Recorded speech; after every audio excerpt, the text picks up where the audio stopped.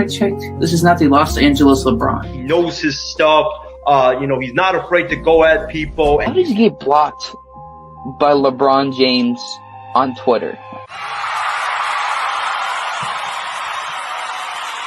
Talking about, wanting to inspire and like, I'm inspired right now. I want to run through a brick wall for you right now.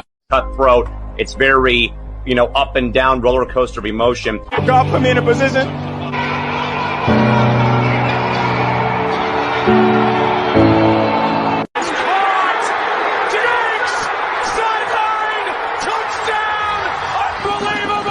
It's always a good time when I get to get on that Dude 2020's show.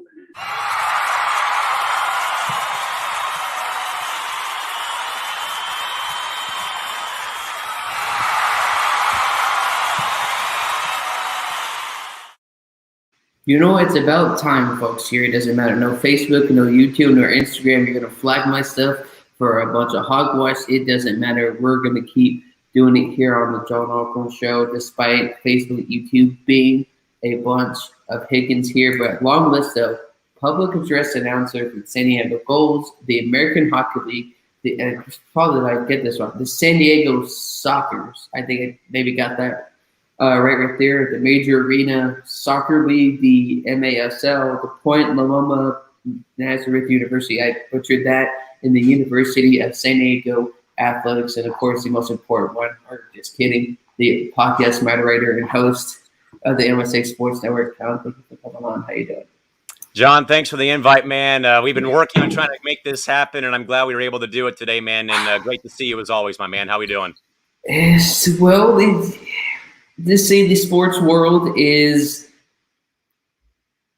I don't know if there's a word. As some of us know, behind the scenes, but you know what, you Facebook or YouTube, we're going to keep doing it. You take it down, we're going to do another episode. Take it down again, we're going to do another episode because the message doesn't change. But ladies and gentlemen, let's get into today's prayer break.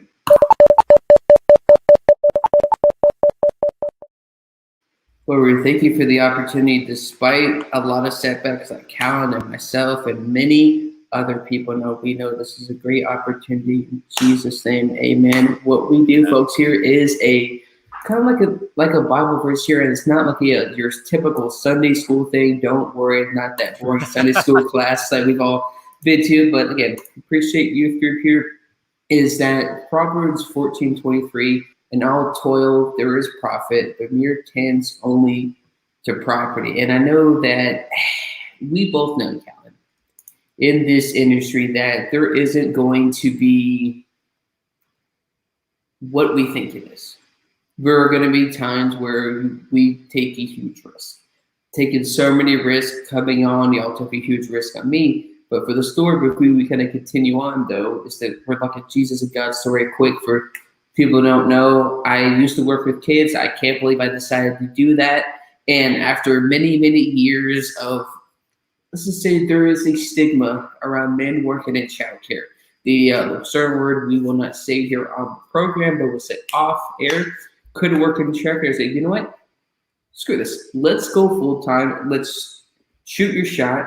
Let's look insane. Let's look goofy, and let's look crazy. And you never know what can come from that. But Callan, I know you said that you had a crazy journey into the sports world here, but for people out there on Twitch or whatever platforms haven't been flagged already at this point in time, tell us about how you got to where you are today doing what you're doing. Again, John, I thank you so much for the chance. And I don't really get an opportunity to actually talk about myself because normally I'm in your spot, always asking the hard-hitting questions to guest or on podcast. But I've been one of the very few, nowadays, very few people who's actually been born and raised here in San Diego, California. And I spent a lot of my weekends when I was, very young going to see my brother play either his Little League baseball games or basketball games or even his soccer matches. And just kind of growing up, at the ball field and spending my Saturdays, playing with my friends while my brother was playing and watching him play kind of is where my love for playing sports kind of began, though, when I was very young. And when I was growing up, though, in the mid-'90s, we had the Chargers go to the Super Bowl in 94. They, of course, lost to San Francisco. And then in 98, the Padres went to the World Series. So literally, by the time I was born till about 4 years old, both of our teams were actually on the national stage. Yeah, we were losing, but we were obviously, there with the Chargers and Stan Humphries and Junior Seau, and of course the Padres in 1998. And those two teams, more so the Padres, kind of helped me get further into wanting to play sports. I, had aspirations of growing up and playing for the Padres and stuff like that. But it was a random day, I want to say, during the '98 baseball season, and my folks were watching the evening news here on our CBS station, and at the time, Ted Leitner, who went on to have a 41-year career with the Padres as their TV then radio broadcaster, he was sports director at KFMB, CBS Channel 8 here. And there was a random day where I stopped what I was doing on the living room floor and was, like watching in awe of Ted giving the evening sports story. And my parents always tell this story, though, but I turned around right after and said, oh, my goodness, that's what I want to do when I get older, is be in charge of TV sports, radio sports. And from that day forward, I really never changed my mind. And when I would go to games, I would copy the public address announcer, the voice of San Diego sports. It's not me, but the voice of San Diego sports in Bruce Binkowski, who did the Padres forever, did the Chargers for a long time, San Diego State, the Sockers when they played outdoors and indoors. And that's kind of where my passion for becoming an announcer came from, was watching Ted Leitner on TV and, stuff like that, and watching the games and being at games and stuff like that. And I think the other best story I love sharing, though, is when my parents, when I was old enough to play Little League T-ball, when I was about 5 years old, I actually found myself, John, for the early part of me playing baseball, actually announcing the game from the outfield. And I was yelled at by my parents and by my dad, who, coached me from the time I was, very young till I was in high school. And that's the story I love sharing most, though. And it was a dual, love relationship I had. I loved playing the game, but I also loved trying to, to kind of, in a way, at that young age, find my voice and become, that announcer. So I would be spending my, time in the outfield announcing the game and things like that. But obviously, the Padres inspired me to become an athlete. The Chargers, as I said, were also a very, they were successful in that '94 season. And the Padres, our family lives and dies with the Padres, and that's been, our team since the Chargers obviously left for Los Angeles, and things like that. But certainly, John, that's where I kind of got my start, though, was, seeing my brother play, being inspired, though, by the two major league clubs here, but also just seeing, a random sports, a random newscast. And that's kind of what got me entrenched into becoming, a broadcaster, announcer, whatever you want to call it. Definitely love it, man. I'll have those moments. Mine was the '06 Rose Bowl here with, of course, of Vince Young. But kind of like a lot of people want to be PA announcers, but don't really understand the work that takes to be put in to even maybe get necessarily the interview. But what would kind of be, again, your brutally honest advice to people that would be aspiring PA announcer, sports broadcasters, or maybe in the sports world one day? The advice that I've been given, I credit a lot to Dick Enberg, who was basically, the voice of every Southern California sports team, but also he was so well known, though, for his time doing national stuff on CBS, Wimbledon, college basketball, college football, Super Bowls, World Series. And I bluntly remember asking Mr. Enberg in 2016, we had the baseball All-Star game here in San Diego, and Fan Fest was going on, and Fox Sports San Diego had all their TV personalities out there. And when I heard that Dick was going to be there, I made it a point of emphasis of going there to, hopefully get some advice and obviously get a ball signed by him. So I go and meet him. And so while he's signing this ball, and he had just won the Broadcast Excellence Award for Major League Baseball for the Hall of Fame. And so while he's signing this ball, I asked him, Mr. Enberg, you've been in the industry for 20, 30, 40 plus years. What's the one piece of advice that you would give to someone like me who's trying to make a name for themselves and get involved with the industry? And after he signed it, John, I kid you not, he gave me like not really a death stare, but gave me like that, tough love, father figure type look, and kind of that pointing speech. And he just remembered this, this gruff voice telling me, son, The advice I pass along is simple. The word no should not be in your vocabulary.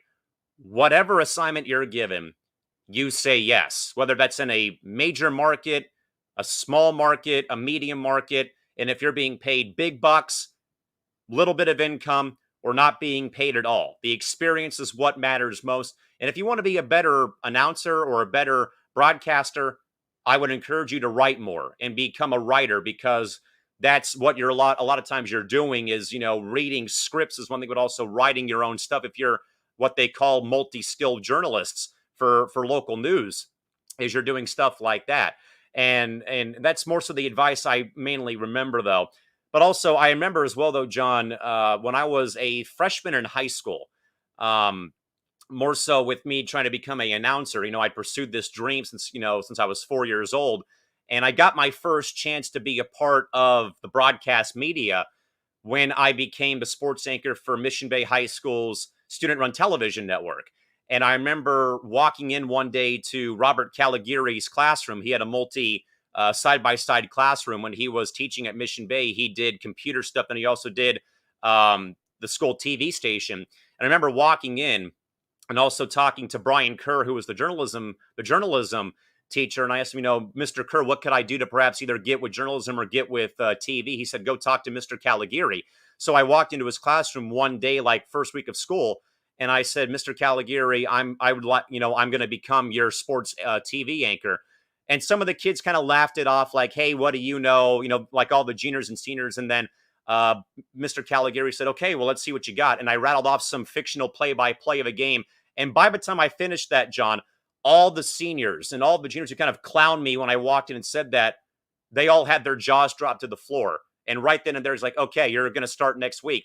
And I happened to work with a very great partner at the time, Anna Reynolds, now Anna Blake, who's working at KGB here in San Diego. She was our campus reporter and I was the sports reporter. And we had instant chemistry. We worked very well together. And it was like my first hands-on chance to be able to be like in a working newsroom and producing my own content. I had a, skeleton crew of maybe 3 to 5 students who I would go out to football games with, and we would shoot highlight packages for the weekly news updates. We would, interview coaches and interview players, and, we'd be covering football season and basketball. We covered all the sports. And during that time, I was also trying to play varsity baseball and didn't make the roster, but I still ended up playing on a lower level team, but more so was pursuing the TV side more so than pursuing the baseball side of things. Plus, I had a bit of a nagging hip injury, couldn't really play it at full strength though. And it was obviously honestly, one of the best years I had in high school, minus, the athletic side though, but being a part though of TV sports and kind of being a part though of that was absolutely, amazing. But I still had that itch, John, to play ball though. So I ended up moving out of that school to the school I went to, Kearney High School here in San Diego, for 3 years. And I got to play varsity ball all 3 years. But then my junior year hit though, and I was hampered by an injury. I had some personal issues. My grades weren't very good, and I couldn't play for 6 weeks. So I had to get myself back on track, though, with academics, though. But I also happened, though, John, while I was hurt and kind of getting back to full strength, though, plus getting my grades back, though, I was able to be a part of the school newspaper. And I had developed a love for writing, which I'll get to momentarily as well. But that kind of renewed my interest in writing from a couple years prior. But I was writing about the football team, boys and girls basketball, writing about my baseball teammates, because at that time, the girls basketball team won the league championship, and I was there on assignment covering them winning the game and winning the league title.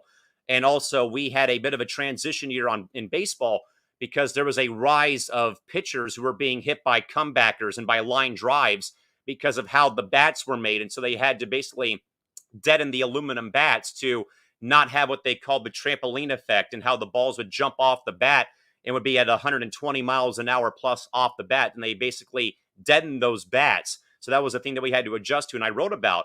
And but more so with me, with writing more so, John, is this goes back to 8th grade. I was in middle school in 8th grade, obviously, and remember walking into my English class that day, and Bob Swigert, who was my English teacher at PB Middle School back then, had us do every day. We had a warm-up assignment to write a little bit, kind of get the juices flowing. And the assignment was to, write a paragraph or two about what you thought was the big news of the previous day. And the previous day, John, I usually try to tie in my time or tie in a sports story to whatever I was doing. Yes, I would do the actual required work, though, of like history, science, stuff like that, but I would still try to get sports involved, though. So I wrote a story that went from a paragraph to 5 pages. And this was about women's basketball. Candace Parker, who was one of the biggest named college athletes of her time in 2008, was drafted the previous day to the WNBA team in Los Angeles. And Candace had just helped Pat Summitt win back-to-back national titles. And I kind of wrote, though, like this would be like the changing of the guard, but also like more people would get enthused or at least hopefully get behind women's basketball and women's sports. We'll talk more about my love for women's sports probably later in the show, though.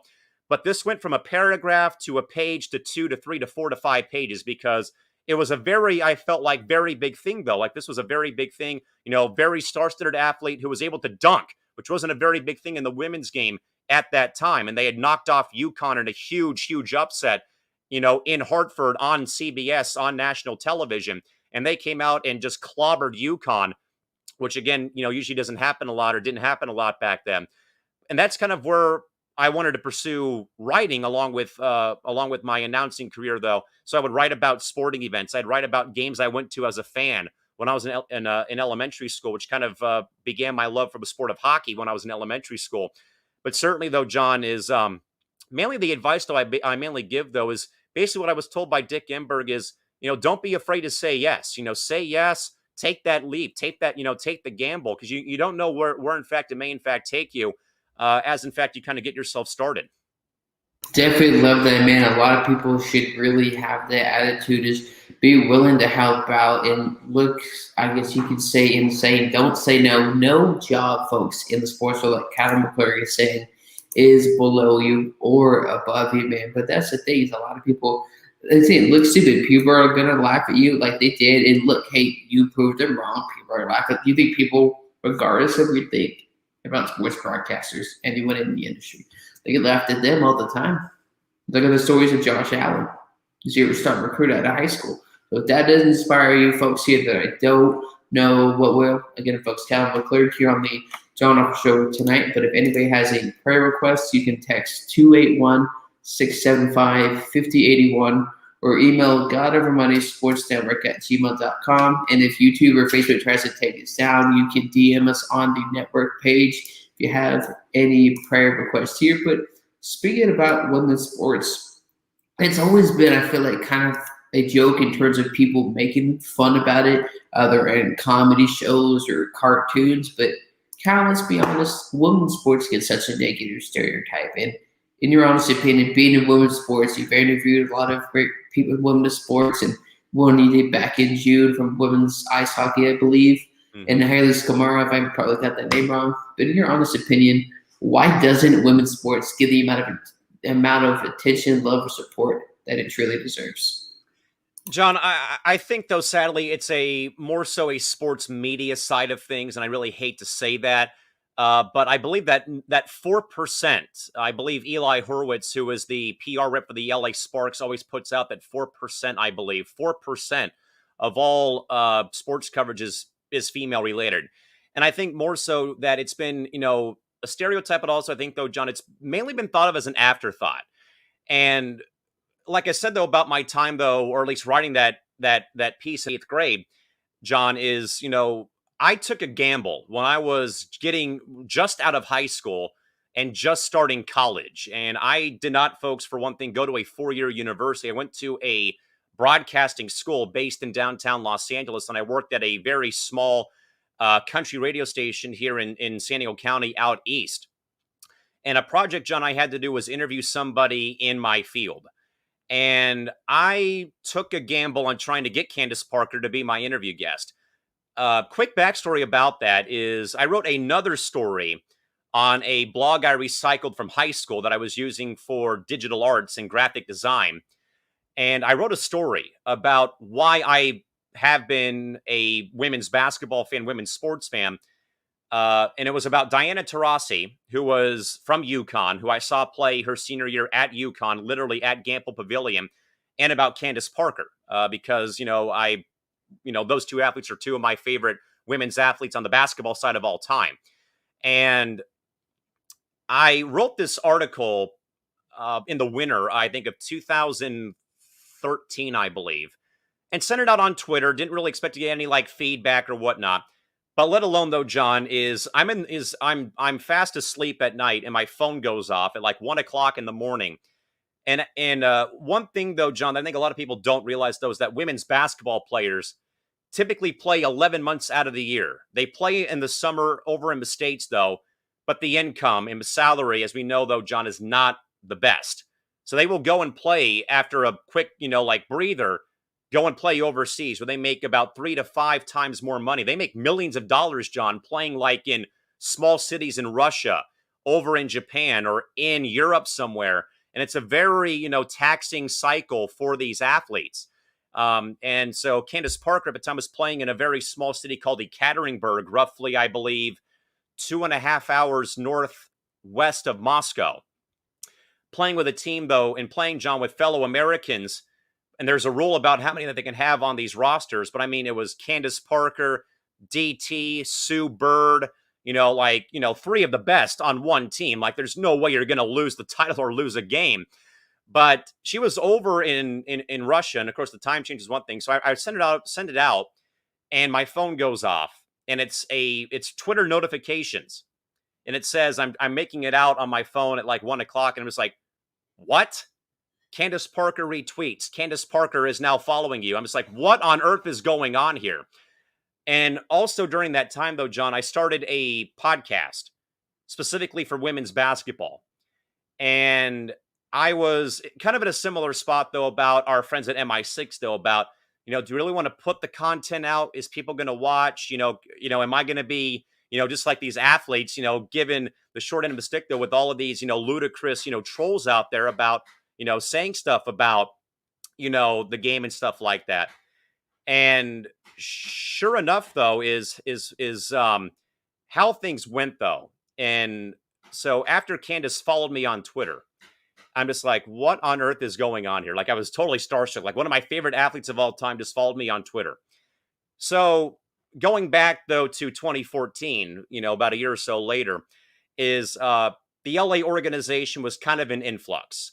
They were sold off by their former ownership, John, and there was a lot of rumors of them leaving for Golden State or going to the Bay Area because there was a kind of like the narrative about women's sports not being talked about kind of got changed in 2013 when Brittany Griner, Skylar Diggins, and Elena Delle Donne were all drafted in the WNBA draft that year. They were dubbed the 3 to seed. So like things that kind of began turning in a better light for women's basketball, at least. So during that time, though, while I was doing this podcast, me and the guy I helped that helped me start the podcast were like, the fans need to have a voice here. We're going to start a petition campaign. And we thought that we'd be the laughing stock of the media because it's like, why are 2 guys starting a petition to save a women's professional sports league? So we didn't make much of it, but Candace Parker helped us out. Legendary WNBA player Delisha Milton-Jones helped us out. A lot of media outlets covering the game helped us out. And John, it got over 1,100 people to sign this thing. And not just people in LA, but fans of the sport. Like we talk about the, media or about, podcast networks being very close-knit. Despite rivalries and despite, players that you probably don't like, though, we had people signing this from New York, from Texas, Minnesota, Florida, all over the country, just saying, I may not like the Sparks, but but this team needs to stay here. And during that whole time, though, Magic Johnson got his group together and said, we're going to buy the team. And they're going to stay in Los Angeles. Sure enough that they did, though. So anyway, during that season, though, John, very turbulent. Off the court issues. They fired their head coach and got beat in the first round by Phoenix. So literally a week after they lose to the Mercury in the playoffs, I'm thinking to myself, I got this project. I kind of want to reach out. Let me see how far I can take this. So I reached out to Candace Parker on Twitter via, sliding in via the DMs. And I wrote to her and I said, hey, Candace, big fan, but I'm also a broadcasting student here in San Diego. And I have a project. Would you be willing to perhaps give me, 10, 15 minutes of your time to just, answer a few questions, for the sake of me getting a grade? And I sent it off and I'm thinking, this is never going to happen, blah, blah, blah. And John, I kid you not, like about a week or so later, I get a Twitter notification and Candace says, sure, man, let me know when you need it by. And I'm just like, what on earth is going on again? Like I said earlier about that. And I'm seeing myself, I'm really going to be able to interview Candace Parker. So I said, whatever fits best for you. So it kind of went, John, and this is like, I think though about this industry though, that I think is a very good, like motivating tool, is it went from like a great, like high point to like, oh no, did I screw up or what's going on? Because she had to have a minor knee surgery during that summer. And I'm thinking, this isn't going to work now and stuff like that. So I waited, John, 3 weeks and didn't hear a word back from her. I'm thinking to myself, did I screw this up? What did I do wrong? So on and so forth. So you start doubting yourself. So 3 weeks go by. It's roughly, I think, mid to late September. And I wrote back there, just wanted to kind of touch base on, saying, hey, CP, I don't want to like pressure you or rush you, but I'm on your schedule. Like, don't feel bad though. But if we could, get this done, that'd be amazing. If it works, if not, please let me know. Literally the next day, she said, hey man, I didn't mean to blow you off. I'm sorry. Just been busy with some stuff though. I can do it September 26th at 10 o'clock in the morning if that works. I'm like, let's do it. Let's do it. So, I mean, during that time, though, John, I had all my questions laid out, though, but I also was reaching out to backup guests, like in case I couldn't get Candace Parker on. Like I reached out to Candace Wiggins, a great friend of mine who's from San Diego, who played here in high school and stuff like that. We've been great friends for a long time, and so she was my backup and stuff like that, just in case that Parker couldn't do so. So when she said, "Yeah, let's do it," on the 26th, John. On the 26th. And John, I'll never forget, though, the night beforehand, I could not fall asleep. I mean, I'm just like, man, this is a huge thing. Like, get to talk to, one of my favorite athletes, men's side, women's side, whatnot. And it was a very, like, pretty traumatizing experience, like the night before, just like trying to settle down, like, big moment for me, big milestone moment for me. And then the next day rolls around and the time comes to do it, and I'm like, okay, now I got to deliver. So she calls, kind of tentative, like, hey, how's it going? It's like, hey, Candace, it's Callan. Hey, first and foremost, thank you so much for doing this. This means a lot, though. And John, I kid you not, though, I thought I was going to get maybe 5, 10, maybe 15 minutes of tops, though. Candace Parker let me talk to her for 45 minutes, and it was more of one of like what we're doing here, more so is a interview, not to talk about, what happened, like what went wrong last season, but more so, what was it like growing up and watching your two brothers play and seeing them go on to play in the NBA? How was it growing up watching the Bulls in the dynasty back in the 90s, and things like that. And then also, how was it playing in high school and, having all the success there and then playing for Pat Summitt, then being drafted, then going and playing in Los Angeles for as long as you had, at the time. And I'll never forget, John, after I finished it and like, I kind of did like, like on top of the world, the interview that I ended up sharing just went haywire. Her family listened to it and gave me their feedback. Obviously, she did, of course, and stuff like that. But John, I never had the chance to thank her in person for it. And then 2 years later, I went to one of her games at Staples Center in the middle of June or late June in the afternoon, dragged a friend and his girlfriend at the time to a game just to like, hey, let's do it. And I'm thinking to myself, like, is this the day I can finally do it in person instead of, because I think, John, that very well, it's one thing to do it like over the web on like the anniversary of the day, though, but it's more fulfilling if you ask me to do it in person, at a game or after a game or, bumping into them randomly at like a autograph or public appearance event. So the game goes on. I actually see her before the game, actually, just saying, hey, great to see you, and stuff like that. And she said, hey, we'll talk after the game. I'm like, great, we'll talk after the game. So the game concludes, and I'm, pretty close by to the bench here. And she said, hey, give me 20 minutes. I'll be right back. And so I actually end up getting booted out of the arena. And I asked my friend, I was like, hey, man, I kind of want to like hang if you don't mind. Because, it's about like 2:30, 3 o'clock in the afternoon, John. If you know anything about Southern California or Los Angeles, traffic is a nightmare every single hour of the day, whether it's at 5 a.m. or 5 o'clock in the afternoon. And they're like, yeah, hey, no worries. We can take our time and stuff like that. So, I'm waiting outside Staples, John, and I'm seeing other players from Atlanta walk by. They're very cordial. And John, I will say that real quick here to kind of go off tangent real quick. They are probably some of the most approachable, down to earth athletes you'll ever meet because they know well though that they're going to be, John, basically put to the fire because it's a women's sport, and that they so much, John, love and appreciate every fan, whether you're rooting for them or not, that you come to their games. They're approachable for autographs, photos, stuff like that. And they're human like us. They just have to do something, John, a little bit better than us. But anyway, so time's going by. I'm thinking, this is, pointless. I'll come back to a game maybe later in the season. And so, like, I want to say like 90 minutes, John, went by from the game concluding to this point of the day. And this dad and his 2 young kids came over where I was waiting outside of the arena. And he's like, what are you doing? And I'm just like, yeah, we're seeing some people. I'm waiting to see Candace Parker and stuff. And so 2 days beforehand, they went to the game against Dallas, I think. And the dad had this, giant stack of, or not, a stack of photographs that they had printed off at like Walmart or Costco. And he was having the players sign them. It was, obviously his kids with the players. And the only player they didn't get was Candace Parker. So, we're talking and stuff. And then I hear a car parking behind me because we're sitting on we're sitting outside the LA Convention Center on a street corner by the players' parking lot. And I hear a voice by me saying, "Hey, dude, what's up?" And I turn around, and here's Candace Parker on her way out of the arena, in the closest lane to where the sidewalk was, saying what was up.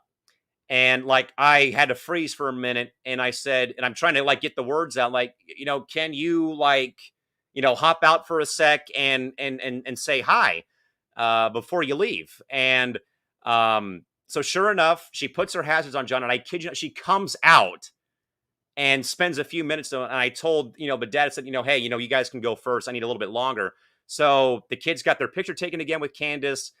She signed the pictures, and then we had our chance to, to say what's up. And I told her, so, I know I've done it for the past 2 years, but it's a, privilege and honor to say thank you so much for, again, you taking that time, back in 2014 out of your schedule to do that interview with me, because that meant a lot though. And it was also obviously for the sake of a grade, but also I can tell you, in person, I got my degree, or I'm getting my degree this October and stuff like that. And since that day though, John, when I've gone to games at Staples Center, or even when I went to the All-Star game for the WNBA in Minneapolis, we've connected in some small capacity, whether it's at the game, after the game, stuff like that. And again, John, I would not trade that experience at all. And it's so cool though to like have on my resume, Candace Parker and Candace Wiggins as 2 people, 2 pro athletes who are household names, whether people want to admit it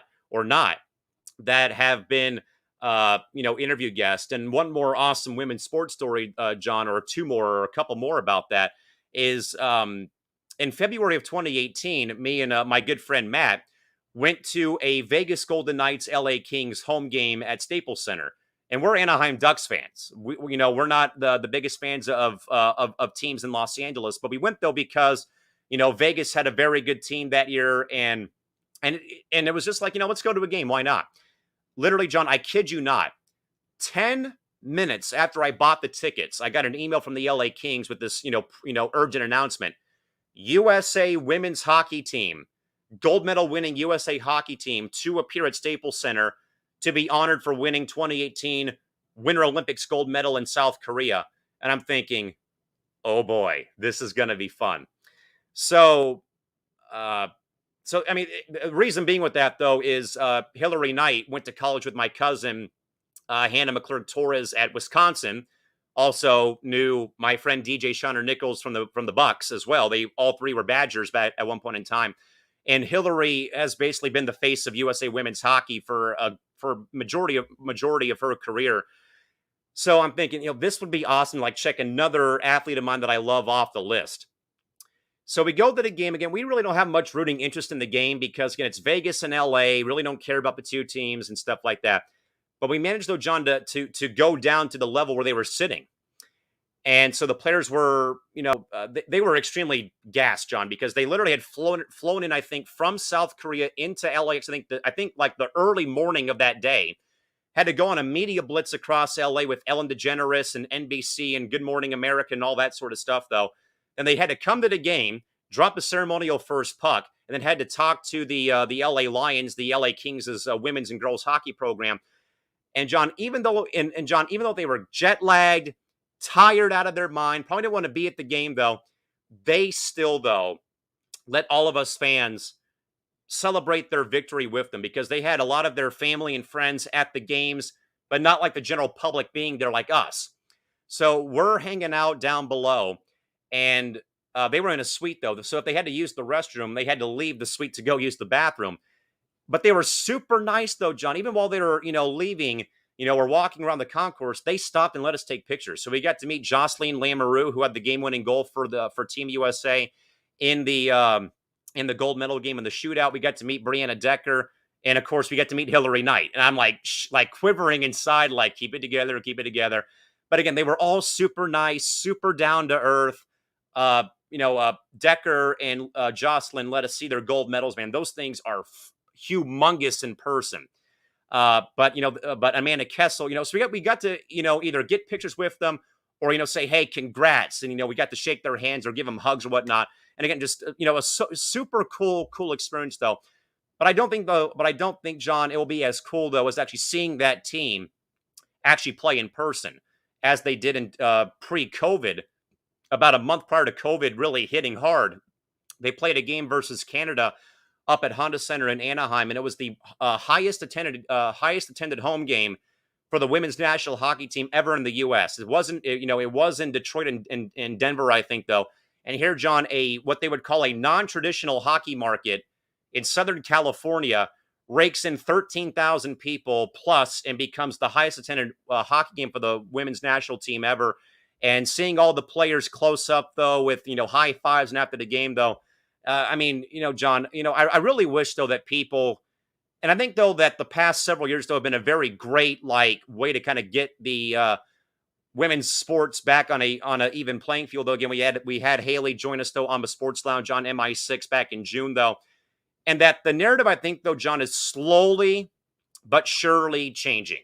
And I think that as more people invest in the product, more people go to games, more people tune into games, though, and stuff like that's what I think is going to help women's sports further grow, though, is either with, for example, the NWSL, the highest level of women's pro soccer, adding teams in Los Angeles and in San Diego over the next year, though, and growing their brand.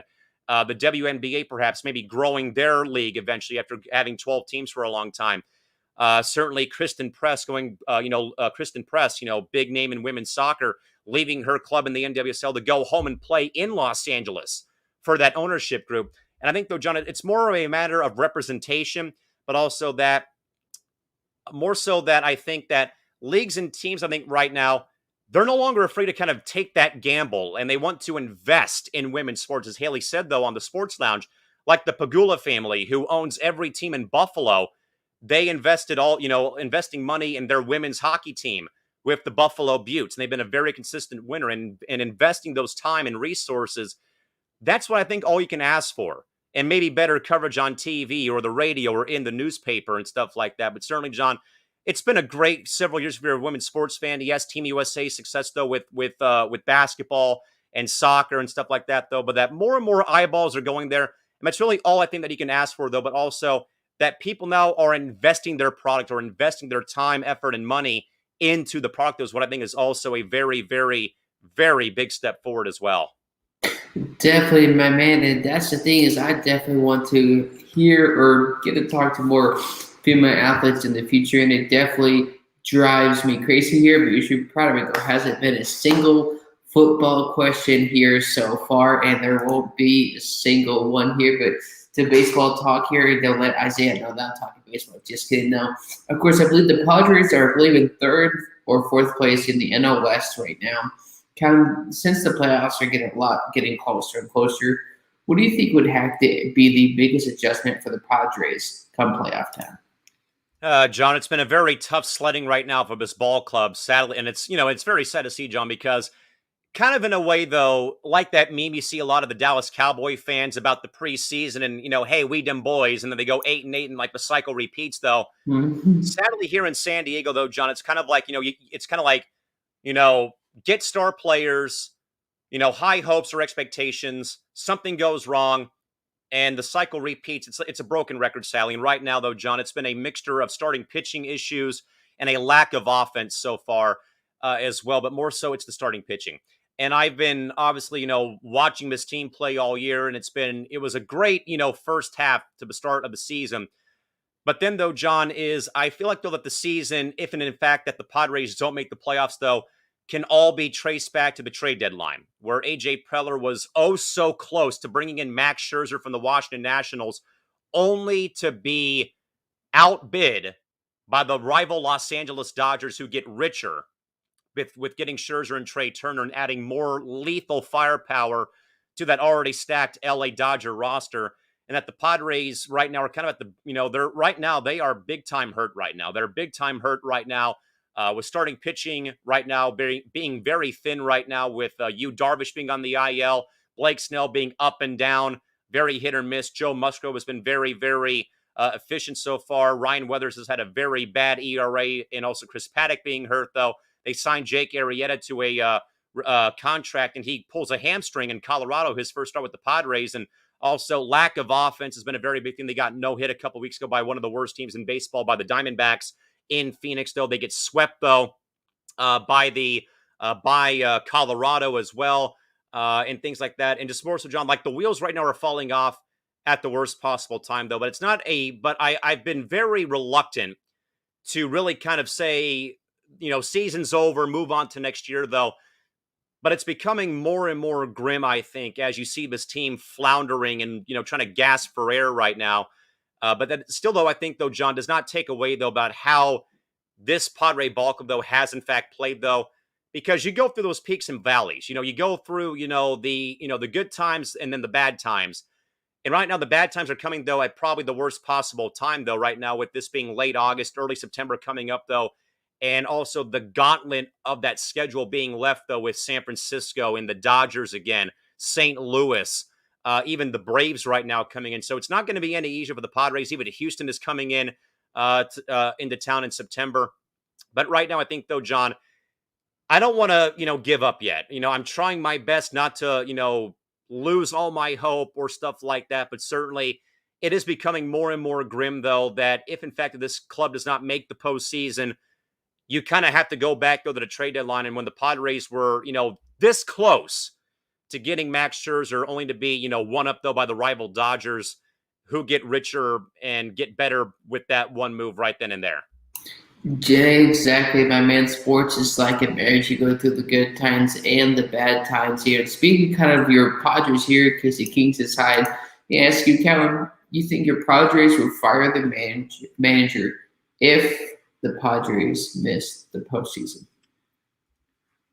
I've been a bit torn about this, but I don't see it happening because I think that A.J. Preller hired his guy, and he wants his guy here for the next several years. I even think he said the next 10 years he wants Jace Tingler here.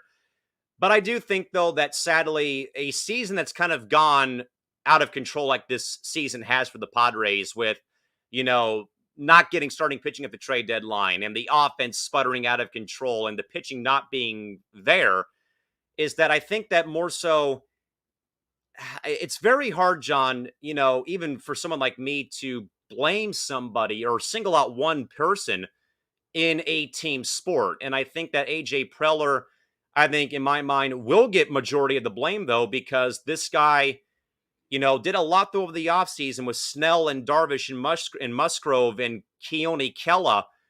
and then chose not to get any pitching at the deadline, or he did try, but it didn't pan out though. They swung and missed, on Scherzer and Jose Barrios and even Kyle Gibson because he didn't want to let go of the farm. Where literally, John, 6 years ago, he gutted the farm. He got rid of all those prospects for Matt Kemp and Justin Upton and Melvin Upton Jr. and Derek Norris and Will Middlebrooks. Then the Padres are a game below 500, and they fire Buddy Black for Pat Murphy, then Andy Green, which I think kind of began the downfall of the Padres from 2015 till last season. Then they had to reload the farm and get all these first-round picks and get all these, aging veterans and unheard of prospects to basically patch up the organization. And, and I'm going to games, John, back then with guys who were, just like patchwork, like aging veterans like Ian Kinsler and, Ian Kennedy, who's, revived his career though, but a lot of nobodies and a lot of guys that no one would pay to go see from 2015 till 2019. But then though, the Padres try again with Eric Hosmer in 2018, then Machado in 2019. And while it hasn't panned out though, John, this stuff is still like very new though to San Diego sports fans, because we're so used though with the Padres and Chargers being a place though where guys would come to basically, play for a year, then move on, and then they do great somewhere else though. We're so used to that happening, and we're not used to having guys like Hosmer and Machado who were, big name guys with Baltimore or with the Dodgers, with the Royals, like Hosmer was when he won the World Series there in 2015. We're not used to having guys like that come here and say, you know what? Let me go to San Diego. Let me actually change the narrative about San Diego and go here and see what I can do, though, to help this team out. And Eric Hosmer has not panned out. Machado has panned out, though I think, though, that he's the main guy that makes this ball club go, though. But then, though, you have the diamond in the rough, though, of Fernando Tatis Jr., John, who, with this not even being Padre fan bias, John, this guy is single-handedly the face of baseball. This is not even my own personal bias about Fernando. But, John, when you have a player like Fernando Tatis Jr. in a sport, though, in league like Major League Baseball, in a sport like baseball, John, who cannot get themselves out of a paper bag, and they've had issues, of course, with last season being what it was last year, and labor strikes back in 81 and 94, and they're losing the younger demographics or people like yourself who can't find the game interesting because they go on for so long, that this is a player that single-handedly, in my mind, helps bring people like yourself, John, into the sport because of how he plays the game, that he always usually does something electrifying, whether it's a diving catch or a grand slam that he hits, or he makes some impossible catch, or he steals a base, though. And I think, though, John, as we have said, though, man, so many times, though, on podcasts, on MI6 or on other outlets, though, that baseball has been dying a slow death for a long, long time, though. And when you have people like Jeff Passan, Bob Nightingale, some of the most well-known and respected baseball writers writing stories about how this kid can single-handedly, or with the help of other players like Vladimir Guerrero Jr. with the Blue Jays or Shohei Ohtani with the Angels, that these three guys can basically single-handedly help save the game of baseball. Again, this is uncharted territory, John, for Padre fans, for people like me that live here. Like, this publicity never comes here. It's always about like, oh, team leaves San Diego, or, oh, team trades away, star player for prospects, and that player ends up winning a, title. Like, I think, John, the most notable one I can think of that my dad told me about was the late, great Lance Allworth, superstar receiver for the Chargers in the AFL and NFL. He gets dealt away from the Chargers to go to Dallas. And what does he do, John? He wins a Super Bowl the very next season. I mean, that is sadly, though, man, what this town on the major league level of sports with the Padres and even the Chargers, the Rockets and Clippers, that's what we're known for. That is what we are known for, is dealing away great, notable players who then have blossoming careers like Allworth did with Dallas. I think he won that ring, then retired the next year. Jeter Seau, so close yet so far, two different times. With Chargers and the Patriots when they were unbeaten, though. And then, the Rockets leave, the Clippers leave, the Chargers leave. Like, there's not a lot, though, John, for us to hang our hat on with, Major League Baseball, the NFL, or the NBA, because, teams leave, teams have bad seasons. But with the Padres, though, John, is that they've turned a corner, certainly. But, I think a lot, though, John, about last season. Obviously a year, though, that we don't want to speak about ever again, though. But how the Padres brought the city together. Yes, I know that we get, ridiculed and criticized, though, for, hey, you had a parade for winning a wild card series. Like I try to tell Isaiah, John, every time, though, San Diego has had nothing to cheer for in the NFL or Major League Baseball since 1963. That was the last championship in baseball or football that we as a city won. And JFK was president back then. And I think back a lot, John, to last year. Yeah, Slam Diego was born in 2020 with, the 4 grand slams in a game. But yes, it's remembered, though, for us not the Padres not having starting pitching in the playoffs last year and losing to the Dodgers and, losing to the Dodgers in 3 games, though. But that last season, though, John, for me, it was more about what the Padres did to bring the city together. A city who had lost, pro football 4 or 5 years ago and needed something to rally around. And I always ask my parents, how was it during the 94 Chargers season or during the World Series? Because I was very young, like I said earlier in the show, though. And my parents told me when the Chargers beat the Steelers to go to the Super Bowl in 94, everybody and their family went to the stadium just to welcome the team home after they beat the Steelers in the AFC title game. And it was sold out, and every TV and news station was there to cover the event. And Gene Seau, I think, John, gave a very, remarkable speech, though, when he was, given the mic to talk to the crowd over the PA. And he says, now the world is going to know about the San Diego Chargers. And then he also said, now the world's going to know about San Diego. This isn't a beach town. This isn't, SeaWorld and the zoo. Now everyone out there is going to know about San Diego. And then I asked him about the 98 Padres season with them going to the World Series. Because, I was very young. I have, faint memories of that season, though. And I said, so what happened after we won, Game 6 and beat, the almighty Braves in Atlanta 5-0 to go to the World Series? And they said, people were running out of the bars and high-fiving, and people were beating their car horns down our street. And like the whole city, again, just rallied around sports. And that's kind of in a way, John, though it was obviously with COVID issues last year, but that's what happened last year is that, when the Padres clinched the playoff berth last year, I was home by myself watching the game and pacing the floor back and forth like, come on, come on, come on. Then when they finally won the game, I ran around the block for about 10 minutes to burn all the energy off. And then when the Padres went to end up going to the playoffs, I watched every game with my parents, in the minus the one game that we went to because they had a drive-in movie theater style watch party at Petco Park that we did in the parking lot. And, it was like at least 10,000 people deep watching the game from their cars and stuff like that. Then game 2 and game 3, I was watching at home with my parents. Then when we got to the DS and played the Dodgers, though we weren't probably allowed to do so, me and my friends threw a giant party for game 1. Then we ended up losing, sadly, but we still got together. And that's what this team has done, is they have brought all of the city together. And obviously, beating the Dodgers is one thing, though, and stuff. But that, John, I don't remember, though, a time and place where our home games have been filled with our own fans.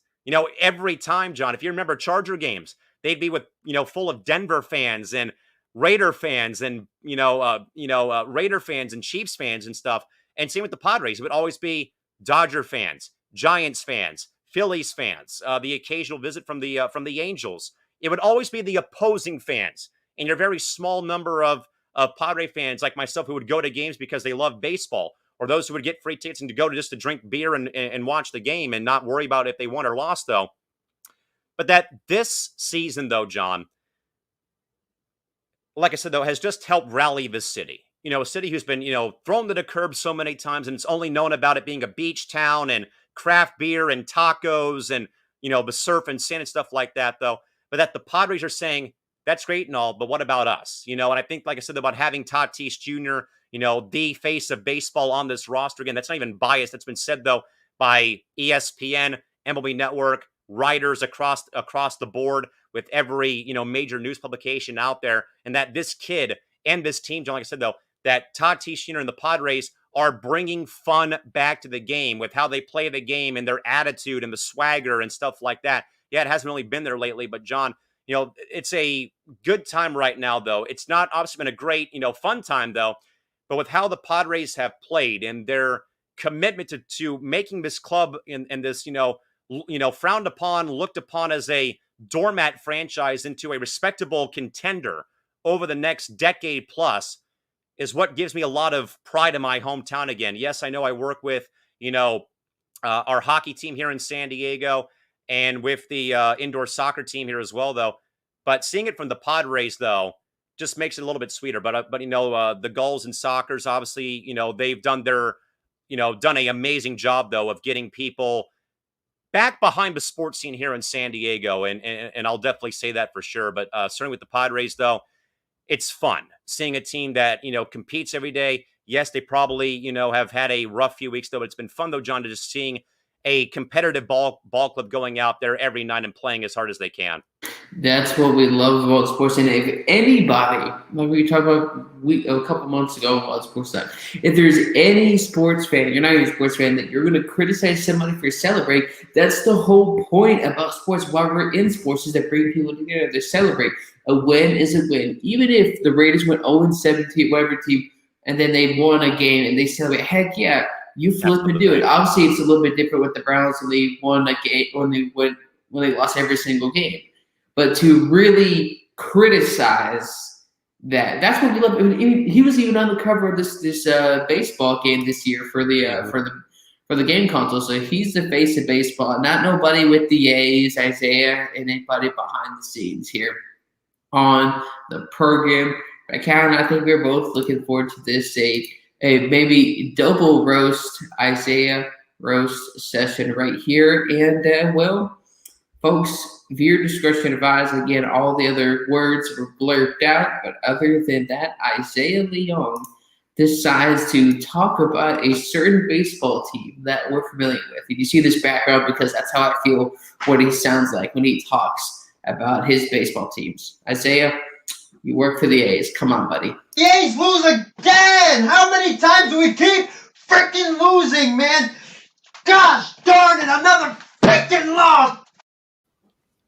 And you're let's play this one more time. The A's lose again! How many times do we keep freaking losing, man?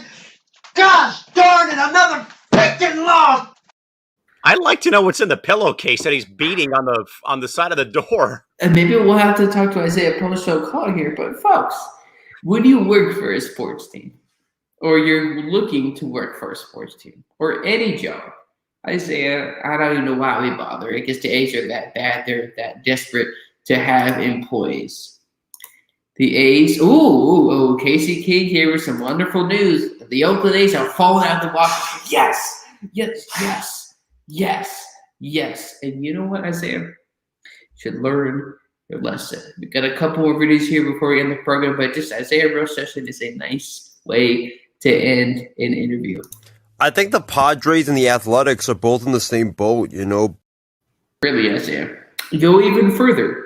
Like how we saw this one, folks. Again, Isaiah, you went on your knees on a show and apologized to Matt Chapman. Well, this video says otherwise. Chappy?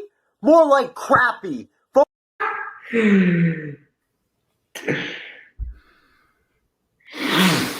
And I even told him to take that damn shirt off, too. But no! But no!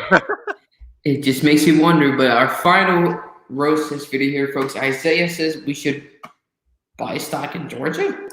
Folks, buy your stock in the Georgia Bulldogs. This is the year that the Georgia Bulldogs under head coach Kirby Smart and star quarterback JT Daniels will win it all. Kirby Smart has his best quarterback that he's ever had at Georgia. He's got an amazing group of running backs, amazing group of wide receivers. Tight ends are beasts. Offensive line, nobody can move them.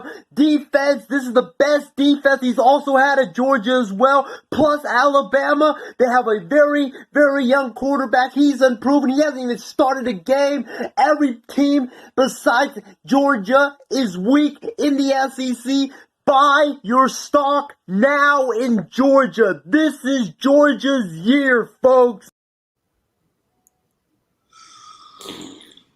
JT Daniels better than Jake Fromm and Andy what was the other guy?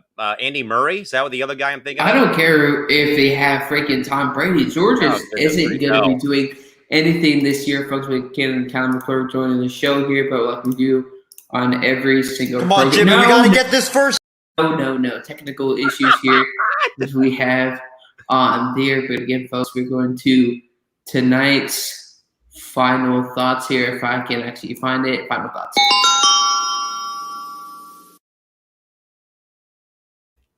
Okay, folks, Callan McClurg joins the show. Callan, do you have any final thoughts for the program, the roast sesh, or anything else? No, thanks again for the invite, John.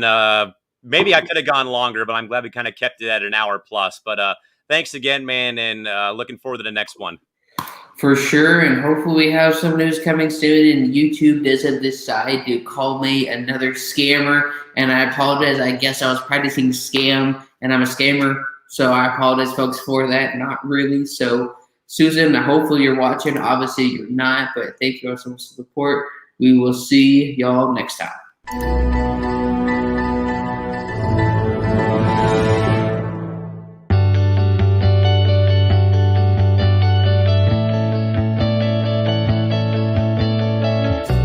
Last time I checked, this is not the Los Angeles LeBron. He knows his stuff. He's not afraid to go at people. How did you get blocked by LeBron James on